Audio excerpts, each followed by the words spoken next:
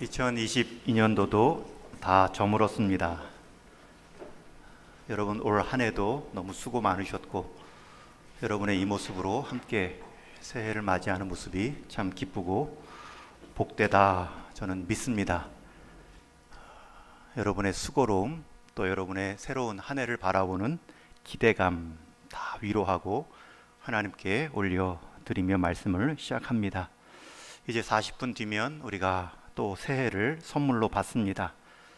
올해와는 다른 새해일 것이고 또 올해와는 달라야 할 더욱 성숙한 새해이어야 하기 때문에 지금 이 시간 송구영신의 이 기회를 통해 버릴 것은 버리고 지킬 것은 지켜낼 수 있는 다짐으로 하나님의 말씀을 받고 하나님의 은혜를 누릴 수 있는 이 시간 되기를 주님의 이름으로 축원합니다. 저와 여러분 우리 성도의 삶이 복된 이유는 세 가지입니다. 첫 번째는 하나님을 만났다는 것, 두 번째는 하나님의 사람을 만났다는 것, 세 번째는 하나님의 사람을 세울 수 있다는 것에 있습니다. 다시 한번 강조합니다. 우리 성도의 삶의 기쁨, 행복은 하나님을 만났다는 것, 하나님의 사람들을 만났다는 것, 그리고 하나님의 사람들을 세울 수 있다는 것에 기쁨과 의미가 있습니다. 여전히 세상은 하나님을 모릅니다. 하나님의 사람도 알아보지 못하고 오히려 하나님의 사람마저 세상에만 유능한 사람들로 만들려 하고 있기 때문에 우리 성도의 기쁨은 알 수도 경험할 수도 없습니다. 오늘 함께 읽은 본문은 명확히 6장과 7장 장수로만 구별되는 것이 아니라 그 내용도 하나님을 모르는 자 아합의 불행과 하나님을 알던 자 엘리야의 행복을 명확히 보여주고 있습니다. 여러분 하나님을 믿는 자들 지금 이 시간 송구영신 예배로 교회 안에 부득이한 상황 속에 온라인으로도 참여하는 모습과 또 하나님을 모르는 자들은 자기들의 기쁨과 자기들의 행복 방식으로 교회 밖에서 지금 명확하게 갈라지는 모습과도 동일하죠. 바꾸어 말하면 오늘 이 송구영신 예배의 의미와 오늘 본문의 말씀의 핵심은 하나님을 모르는 자의 삶의 모습은 버려야 하고 올해 2022년이 끝남과 함께 그 습관은 끊어져야 하고 또 하나님을 알아가는 삶의 기쁨은 더욱 굳혀나갈 수 있는 다짐으로 보내셔야 합니다. 이것이 송구영신의 의미이고 오늘 말씀의 주제입니다. 그래서 먼저 하나님을 모르는 삶의 모습이 어떤가 아합을 통해 두 가지를 발견합니다. 우리 6장 31절 말씀 같이 한번 화면 보고 읽겠습니다. 시작. 느밧의 아들 여로보암의 죄를 따라 행하는 것을 오히려 가볍게 여기며 시돈 사람의 왕 엣바알의 딸 이세벨을 아내로 삼고 가서 바알을 섬겨 예배하고. 여러분 아합은 이스라엘 모든 왕들 중에 가장 악한 왕입니다. 하나님도 몰랐고 하나님의 사람들도 몰랐으며 하나님의 사람을 세우기는커녕 사람들마저 다 우상 숭배로 만든 사람입니다. 이전의 왕들도 악한 왕이 있지만 뚝에 구멍을 낸 정도의 악이라면 이 아합 왕은 뚝을 완전히 허물어 버린 큰 죄를 지은 왕입니다. 그런데 그 모습, 가장 악한 모습의 시작이 오늘 두 가지로 나오죠. 첫 번째는 여로보암의 죄를 따라 행하는 것을 오히려 가볍게 여기며, 여기서 가볍게 여기다라는 말은 가볍게 생각하다라는 원뜻을 갖고 있습니다. 아합은 여로보암의 죄를 가볍게 생각했습니다. 여로보암의 길이란 성경에서 나오는 다윗의 길과 비교되는 하나님을 섬기는 방법을 말할 때 쓰는 표현입니다. 다윗은 하나님을 섬기되 하나님의 마음에 합하게 섬겼습니다. 그러나 여로보암은 하나님을 섬겼지만 자신의 마음에 합하게 섬겼습니다. 그래서 하나님을 사랑하기도 했지만 때로는 하나님을 사용하기도 한 왕입니다. 그나마 이 여로보암에게는 최소한의 예배 형식으로 제사는 이어져 왔습니다. 그런데 아합은 그 형식적이나마 그 예배를 다 허물어 버립니다. 그마저 드렸던 제사가 끊어졌고요, 완전히 하나님을 떠났음을 말씀합니다. 여러분, 이러한 행동의 시작이 무엇입니까? 여로보암의 죄를 가볍게 여기는 데서 시작되었습니다. 여러분, 죄를 가볍게 여길 때에 우리 인생은 가벼워집니다. 여러분, 남의 죄를 가볍게 여기는 순간 내 행동과 말은 가벼워집니다. 남의 죄를 가볍게 여기는 순간 내 삶의 죄의 유혹은 크게 다가오지요.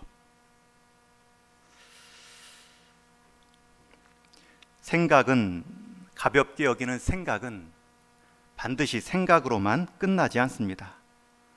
이어지는 행동으로 나오죠. 여러분, 올 한 해 내가 죄를 가볍게 여겼던 그 지점은 무엇입니까? 죄를 죄로 여기지 못한 그 아둔함은 무엇입니까? 저는 오늘 버려야 될 것들 중에 첫 번째로 죄를 가볍게 여긴 여러분의 생각을 다 버리심으로 아합의 길에서 떠날 수 있기를 주님의 이름으로 축원합니다. 숭실대 기독교 박물관에 가면 안중근 의사가 마지막 사형당하기 전, 순국하기 전에 남긴 8글자가 보관되어 있습니다. 인무원려 난성대업. 한자로 쓰면 조금 어려운 것 같지만 인무, 사람이 없으면, 원려, 멀리 내다보는 생각, 난성, 이룰 수 없다, 대업, 큰 일을. 이 8글자를 쭉 이어서 해석하면 사람이 멀리 내다보는 생각이 없으면 큰 일을 이룰 수 없다.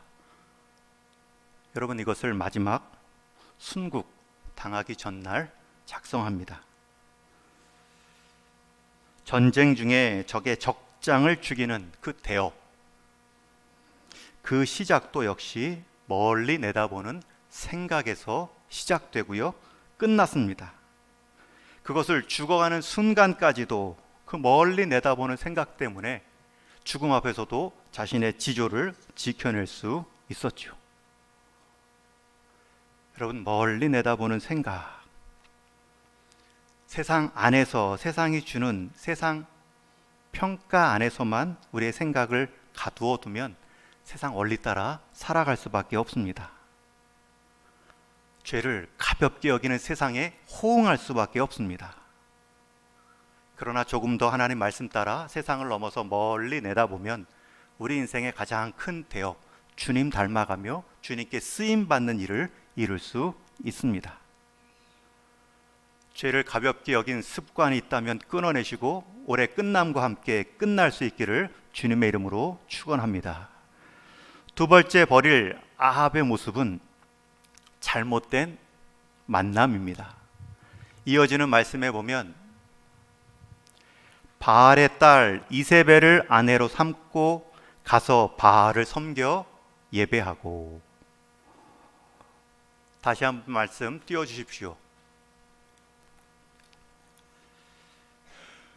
31절 하반절에 보면 바알의 딸 이세벨을 아내로 삼고 가서 바알을 섬겨 예배하고. 여러분, 죄의 가벼운 생각은 그냥 가벼운 생각으로만 절대 끝나지 않습니다. 바알의 딸 이세벨을 아내로 삼고 이제는 가서 바알을 섬기는 행동, 예배적 행동으로 이어집니다. 특별히 아합은 바알의 딸 이세벨을 아내로 삼습니다. 여러분, 만남의 대상, 그 만남의 대상의 총합이 내 인생의 총합입니다. 누굴 만나고 있는지 말하면 그 사람이 누구인지를 알 수 있습니다. 친구를 보면 그 사람을 알 수 있죠. 아합은 이세벨을 정략적으로 자기의 왕권과 나라를 튼튼하게 세우고자 이세벨을 아내로 삼았지만 오히려 이세벨은 아합을 우상 숭배자로 세웠습니다. 아합은 이세벨을 얻음으로 나라가 부강해지는 것처럼 아내로 삼았지만 아내 이세벨은 아합을 남편으로 삼아 우상 숭배자로 만들었습니다. 잠언 말씀에서도 철이 철을 날카롭게 한다고 한 것처럼 내가 철이 아닌데 철을 만나면 내가 다 훼손됩니다. 말씀에 담금질이 되어 있지 않은 채 세상 한복판에 던져지면 세상을 바꾸는 것이 아니라 세속화되는 것이죠. 그런데 하물며 아합 왕은, 하나님을 떠난 사람은 그 목적도 자기 나라, 자기 권세 높이려고 정략적인 결혼을 했고 이방 나라의 힘을 얻으려 이세벨을 아내로 삼았습니다. 여러분, 성경의 평가는 이 아합과 그가 속한 오므리 가문을 가장 부국강병한 나라를 이룬 가문이다 평가하며, 또 아합 왕 역시 22년간이나 사마리아에서 통치한 왕이라고 기록하고 있지만, 심지어 주변국도 이스라엘의 땅을 오므리와 아합의 땅이라고 부를 만큼 높이 평가하지만 성경의 평가는 단호합니다. 이전보다 가장 악한 왕이라, 하나님의 분노를 크게 일으킨 가문이라 말합니다. 여러분, 만남의 대상을 살피셔야 됩니다. 만남의 자리를 가려 쓰셔야 합니다. 내가 보기에 좋은 대상과 좋은 만남이 하나님 보시기에 항상 좋고 항상 좋은 자리가 아닙니다. 하나님을 만나지 못했고 하나님의 사람들을 오히려 가리우는 그 자리와 사람은 경계하셔야 됩니다. 내 땅을 넓히고 내 가문을 넓힌 것 같지만 성경의 평가는 분명합니다. 가장 악한 왕이요 하나님을 분노케 한 가문이다. 그러기에 여러분, 사람 간의 만남을 위해서도 기도하십시오. 사업에 도움이 되는 만남만을 위해 기도하지 마시고 영적인 유익을 주는 만남을 내 주변 가운데 주십시오. 우리 자녀들을 위해 기도할 때 좋은 스승뿐만 아니라 좋은 신앙의 동역자들을 놓고 기도해 주십시오. 여러분, 아무리 세상으로 잘 나간다 할지라도 잘못된 한순간의 만남을 통해 가장 악한 인생이 될 수도 있기 때문입니다. 지지난주 성탄절 말씀 때 아주 유익한 만남도 소개했죠. 6개월 전에 천사를 통해 먼저 임신 소식을 들은 엘리사벳과 6개월 후에 다시 예수님의 동정녀 임신 소식을 들은 마리아의 만남입니다. 성령 충만한 만남이었다 기록하고요, 둘의 만남을 통해 하나님이 더 영광 받으신 만남이다 기록하고 있습니다. 내가 한 사람을 기도의 동역자로 삼는다면 그 사람은 나를 하나님의 예배자로 견고하게 세워갑니다. 저는 우리 동인의 모든 성도님들, 세상의 만남, 이제 끊어야 될 만남, 이제 버려야 될 자리는 버릴 수 있는 결단의 시간이 되기를 주님의 이름으로 축원합니다. 하나님을 대신할 만남의 자리와 대상은 경계하셔야 됩니다. 사회생활하기 때문에 완전히 끊어낼 수는 없지만 그 영향력 아래 내가 기어들어가 살지 않도록 깨어 기도하셔야 됩니다. 아합 왕은 아버지 오므리와의 만남, 아내 이세벨의 만남을 통해 세상 평가는 빛날 수 있었지만 영원한 말씀의 평가는 변하지 않습니다. 가장 초라하고 가장 악한 인생이었을 뿐입니다. 버려야 될 것 두 가지입니다. 죄를 가벼이 여기는 여러분의 생각을 버리시고 내 유익을 위해 내 생각만의 만남의 자리, 만남의 대상을 버리심으로 새해에 하나님의 경건함의 자리를 지키시고 하나님의 경건한 동역자들을 만날 수 있기를 주님의 이름으로 축원합니다. 이제 송구영신의 영신, 지켜야 할 것, 새로 맞이해야 될 것 두 가지를 엘리야의 모습을 통해 나눕니다. 첫 번째가 1절 말씀에 나오는데 우리 함께 같이 읽습니다. 시작. 길르앗에 우고하는 자 중에 디셉 사람 엘리야가 아합에게 말하되 내가 섬기는 이스라엘의 하나님 여호와께서 살아계심을 두고 맹세하노니 내 말이 없으면 수년 동안 비도 이슬도 있지 아니하리라 하니라. 여러분, 엘리야를 소개하는데 딱 두 가지입니다. 길르앗 현 거주지와 그의 출생지 디셉 뿐입니다. 특히 이 디셉은 성경 전체에서도 오늘 이 본문에서만 나오는 아주 깡촌 중에 깡촌, 이 지역, 이 본문 한 곳에만 나오는 생소한 자리입니다. 아주 평범하다 못해 아주 생소한 사람의 출신이죠. 또 성경에서는 하나님께 쓰임 받은 사람을 소개할 때 대개는 누구의 아들, 누구의 손자, 가문까지도 소개합니다. 심지어 악한 왕 아합을 소개할 때도 그의 계복, 그의 가문을 보여주었습니다. 그러나 엘리야를 소개하는 데 있어서는 그의 지명, 사는 곳 두 가지가 전부입니다. 생소한 출신, 생소한 평범한 이력입니다. 그러나 그에게는 한 가지 강력한 이력이 있습니다. 하나님의 살아계심을 계심을 두고 맹세하노니. 엘리야는 하나님의 살아계심을 경험한 인생입니다. 야고보서 5장 말씀에 보면 그의 평범함과 그의 비범함을 이렇게 설명하지요. 엘리야는 우리와 성정이 같은 사람이로되 그가 비가 오지 않기를 간절히 기도한즉 3년 6개월 동안 땅에 비가 오지 아니하고. 성정은 성질과 마음씨를 말합니다. 엘리야는 우리와 똑같이 성질내는 사람, 마음씨를 가진 사람입니다. 그러나 분명히 또 갈려지는 차이 하나는 그는 하나님의 살아계심을 경험했고 그 살아계심을 믿고 선언했던 인생입니다.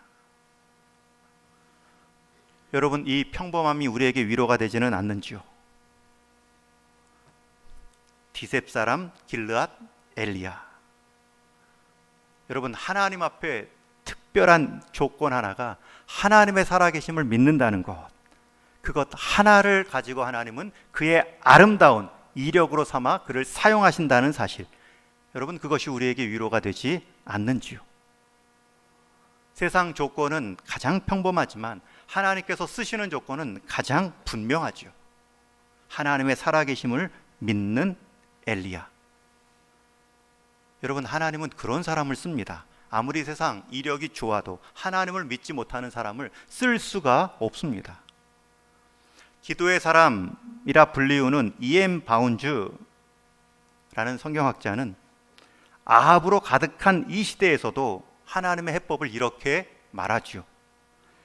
사람들은 여전히 더 좋은 방법과 수단을 찾지만 하나님은 여전히 더 좋은 사람을 찾으신다.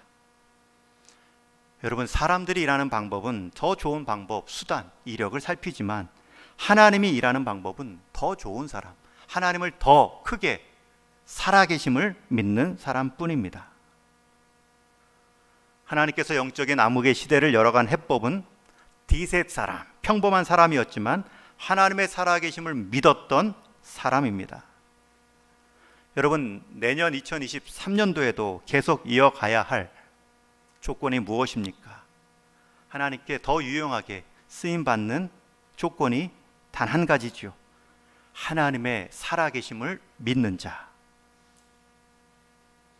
엘리야가 아하방 앞에 설 때에 그는 아무 이력도 내세우지 않습니다. 단 한 가지, 만군의 하나님, 살아계신 하나님의 이름으로 아하방 앞에 서 있습니다. 당시 이스라엘 백성들에게 있어서 하나님의 존재는 과거의 하나님, 한때의 하나님, 청년의 하나님 뿐이었습니다. 지금은 전혀 죽은 하나님처럼 영향력이 없는 하나님입니다. 그러나 엘리야의 하나님은 지금도 살아계신 하나님, 내게 말씀하시고 내게 찾아오시고 지금 이 시대의 역사를 주관하시는 하나님으로 믿고 있습니다. 그러니 그 악한 왕 아합 왕 앞에서도 세상 이력 하나도 없을지라도 하나님을 믿는 그 살아계심을 의지하는 그 이력 하나 때문에 그 악한 왕 앞에서도 하나님의 말씀을 심판하며 전할 수 있었습니다. 여러분, 엘리야는 우리와 똑같이 성정이 같은 평범한 사람입니다. 그러나 그는 또한 하나님을 두려워하고 하나님의 살아계심을 의식하며 살아가는 비범한 사람이었습니다. 여러분, 우리 인생을 평범함과 비범함으로 나누는 기준은 우리가 가진 재력이나 학력이나 이력에 있지 않고 오히려 이 모든 것을 다 갖고 계시며 이 모든 것을 다 사용하실 수 있는 하나님과의 관계성 안에서 우리의 평범함과 비범함은 갈리어집니다. 하나님을 가장 크게 살아계신 분으로 믿었기 때문에 절대 권력자 아합에서도 기죽지 않을 수 있었습니다. 여러분, 이것이 한 시대를 새롭게 한 하나님의 전략입니다. 우리가 새해에도 계속 품어야 될 하나님의 약속입니다. 저는 우리 동인교회 성도님들, 해가 바뀐다 할지라도 하나님이 사용하시는 이 영적 원리, 하나님의 살아계심을 믿는 자들을 통해 일하시는 하나님의 역사의 주인공으로 새해에 다 쓰임받기를 주님의 이름으로 축원합니다. 두 번째, 엘리야를 통해서 우리가 2023년도에도 계속 이어가야 할 영적 원리, 그것은 하나님의 살아계심을 공개적으로 선언함과 동시에 행동으로 드러남과 동시에 그 대가를 치르는 삶입니다. 여러분, 하나님께 보냄받은 엘리야가 아하방 앞에 가서 내 말이 있기 전에는 비가 오지 않을 것을 선언합니다. 심판의 말씀입니다. 그런데 이것은 엘리야 스스로의 말이 아니지요. 이미 신명기 말씀 가운데 하나님이 주신 말씀을 반복할 뿐입니다. 신명기 11장 말씀에 보면 너희는 스스로 삼가라. 두렵건대 마음에 미혹하여 돌이켜 다른 신들을 섬기며 그것에게 절함으로 여호와께서 너희에게 진노하사 하늘을 닫아 비를 내리지 아니하여 땅에 소산을 내지 않게 하심으로 너희가 여호와께서 주시는 아름다운 땅에서 속히 멸망할까 하노라. 하나님의 백성이 하나님을 섬기지 않고 우상을 섬기면 참신이 누구인가를 알려주시기 위해 우상이 관여한다라고 말하는 기상, 하늘의 비를 먹게 함으로 하나님이 참된 신이고 비도 관장하시는 분임을 드러내는 심판의 말씀입니다. 자기 백성이 자기를 섬기지 않는데도 하나님이 비를 내린다면 둘 중 하나입니다. 이 백성이 하나님의 백성이 아니든지 아니면 하나님이 무기력한 분이시든지. 그러나 하나님은 자기 백성이 자기를 섬기지 않을 때, 자기를 대신하는 우상을 향하여 예배할 때에 심판하심으로 회복의 기회를 주시는 여전히 그들의 하나님이심을 나타내 보이셨습니다. 실제로 엘리야의 이 말과 함께 온 땅에 비가 멈추고요, 가물기 시작합니다. 뒤에 나오는 내용은 그 가뭄 속에, 그 고통 속에 엘리야 자신도 그 가뭄 한복판에 두고 있습니다. 엘리야는 그것을 각오하고 하나님의 메시지를 전했습니다. 여러분, 우리가 하나님의 살아계심을 두고 하나님 말씀대로 살아가면 우리 인생에 가뭄이 찾아올 수도 있습니다. 그러나 하나님은 가뭄만 주시지 않습니다. 그 가뭄 속에서 살아나게 할 까마귀도 보내주십니다. 하나님은 결코 엘리야를 굶게 하지 않으셨습니다. 까마귀를 통해서라도 공급하시며 비상한 은혜를 경험케 하시죠. 여러분, 우리가 하나님의 말씀, 하나님의 살아계심을 두고 사회생활할 때 왕따 될 수도 있습니다. 나를 모르는 것처럼 투명인간 대접할 수도 있습니다. 그러나 그 가운데서도, 그 가뭄 속에서도 하나님은 까마귀를 반드시 보내 우리의 삶을 지켜내십니다. 하나님의 섬세한 비상, 하나님의 섬세한 간섭이 얼마나 큰지를 새롭게 깨닫게 해 주십니다. 저는 2023년에 여러분의 삶의 모든 자리들마다 하나님의 말씀과 살아계심을 선포할 뿐만 아니라 그것을 선포할 때 당하게 될 가뭄이 있다 할지라도 그 가뭄을 통해서 하나님의 비상한 섭리, 비상한 간섭, 까마귀의 은혜를 경험할 수 있기를 주님의 이름으로 축원합니다. 그것이 우리 신앙의 기쁨이고 재미입니다. 여러분, 하나님께서 얼마나 섬세하게 채우십니까? 4절 5절에 보면 내가 까마귀들에게 명령하여 거기서 너를 먹이게 하리라. 우리를 살리려고 하나님은 까마귀들에게도 명령합니다. 여러분, 하나님 말씀 지키려고 인생 가뭄 경험할 때 까마귀에게도 명령하셨다면 왜 주변 돕는 손길들에게 명령할 힘이 없으시겠습니까? 5절 말씀에 보면 그 까마귀들이 어떻게 돕습니까? 아침에도 떡과 고기를, 저녁에도 떡과 고기를 가져왔고, 그리고 이어지는 말씀에 보면 물이 가물렀을 때 심지어 사르밧 과부, 그 여인의 떡과 기름병을 마르지 않게 하심으로 하나님은 한 가정도 회복시키시고 엘리야의 생명도 유지케 하십니다. 여러분, 우리 인생 말씀 순종하지 않으면 말씀 순종할 때 당하는 가뭄도 없을 수 있습니다.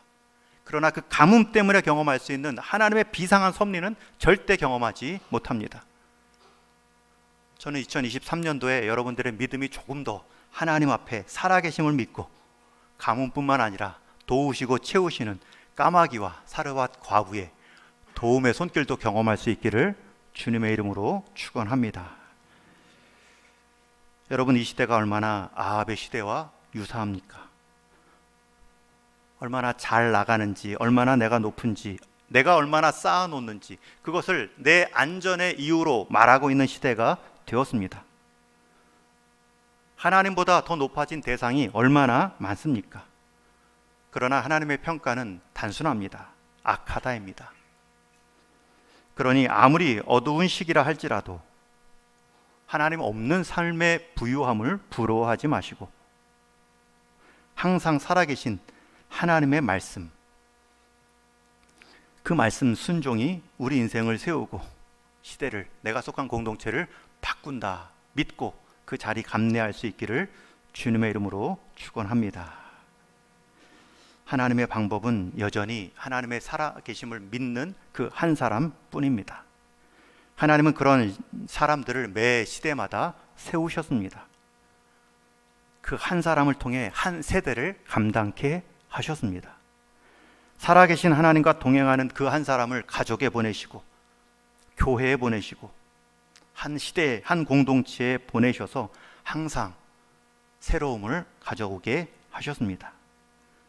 여러분, 그러니 옆에 있는 사람, 우리 성도님, 디셉 사람이다, 평범하다, 얕볼 게 아니라 그가 살아계신 하나님을 믿는다, 하나님과 연결되어 있다, 귀하고 복된 모습으로 격려하셔야 됩니다. 지금도 잘하고 있는 우리 자녀들, 그저 스펙이나 시험 성적으로만 말할 것이 아니라 다음 세대의 다음 일꾼으로 하나님의 살아계심을 누구보다 먼저 경험하고 풍성히 경험할 자녀들, 그러할 때에 이 시대의 엘리야로 쓰임받을 수 있습니다. 그러할 때에 하나님의 방법은 역시 하나님을 경외하는 한 사람이구나, 그런 사람을 통해 일당백을 넘어 일당 아합을 넘어 일당 한 시대를 맡기시는구나. 말씀을 맺습니다. 송구할 것은 버리며 2020년도와 함께 단절시켜야 될 것은 죄를 가볍게 여기는 우리의 생각입니다. 그 생각으로 내 삶의 안전을 꾀하려 했던 우상 숭배적 행동입니다. 반대로 하나님의 살아계심을 믿고 말씀의 자리는 끝까지 지켜가십시오. 그것은 하나님의 방법이기 때문입니다. 그럴 때에 가뭄도 찾아오지만 그럴 때에 가뭄 속에 우리의 삶의 자리를 세밀하게 지키시는 까마귀와 아무도 기대하지 못했던 특별한 방법, 사르밧 과부를 통해서도 우리의 삶을 일으키시고 보호하시는 하나님의 특별한 도우심을 경험할 수 있습니다. 2023년도에는 버릴 것을 버리고 세워갈 것을 세워감으로 어두운 시기, 쉽지 않은 이 상황 가운데 계속해서 영적인 빛을 비추어가는 저와 여러분으로 쓰임받기를 주님의 이름으로 축원합니다. 우리 같이 한번